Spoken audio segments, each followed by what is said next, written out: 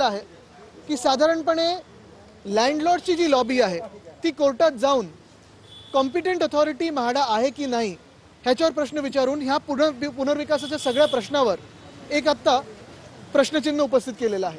मुंबईत लाखो लोक असे आहेत या 13,500 बिल्डिंग्समध्ये जे वर्षानुवर्ष डागडुजीच्या याला बिल्डिंग्स करत आलेलो आहे। आता आपण पाहतो दुरुस्तीच्या पलीकडे गेलेले आहेत, डिलॅपिडेटेड बिल्डिंग्स आहेत, ह्याच्या धोकादायक इमारतीमध्ये राहत आहेत।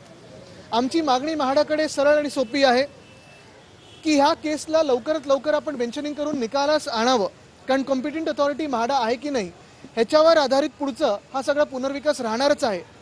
तरी देखील ह्याच्या पुढे एक पाऊल टाकून मुख्यमंत्री महोदयांकडे आमची मागणी राहील की मुंबईत 1960 किंवा 1965 म्हणजे जवळपास आता ज्याला 60 वर्ष होऊन गेली आहेत या सगळ्या सेस प्रॉपर्टीजना पुनर्विकासाचा ट्रिगर लावावा, जेणेकरून जर त्यांना पुनर्विकास करून घ्यायचा असेल तर पहिलं लँडलॉर्डला ऑपॉर्च्युनिटी संधी असेल आणि नंतरच जसं 79B मध्ये आहे टेनंट्सना संधी मिळेल। हा ट्रिगर पॉइंट मुख्यमंत्री महोदयांनी कायद्यात बदल करून आणावा। एक मिनिट, एल्फिन्स्टनचं काय एक महत्त्वाची गोष्ट, एल्फिन्स्टनच्या तिथे आमचं आंदोलन देखील सुरू आहे। आम्ही सगळेच तिथे रसर उतरू, कारण आम्ही जे वारंवार आवाज उठवत आलेलो आहे, आम्ही देखील त्या वरळी शिवडी कनेक्टरचं जे सुरू झालं काम ते आमच्यासाठी सुरू झालं होतं। आमची सत्ता असताना 48% ते काम पूर्ण झालं, आता जवळपास पुढचे 10%च पूर्ण झालेलं आहे। महत्त्वाची गोष्ट हीच आहे की एल्फिन्स्टन ब्रिज पाडायच्या आधी 2 गोष्टींचा तिथे निकाल लागणं गरजेचं आहे।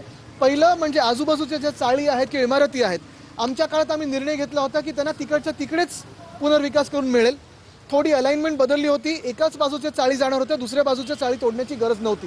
ह्याचा जो काही पक्का निकाल आहे तो सरकारने कागदोपत्री आम्हाला द्यावा, या सरकारवर आमचा विश्वास नाही। दुसरी गोष्ट म्हणजे वरळी शिवडी कनेक्टर ह्याच्या आजूबाजूचा पूर्ण स्पॅन झाल्यानंतरच एल्फिन्स्टन ब्रिज तोडावा किंवा बंद करावा, त्याच्या आधी नाही।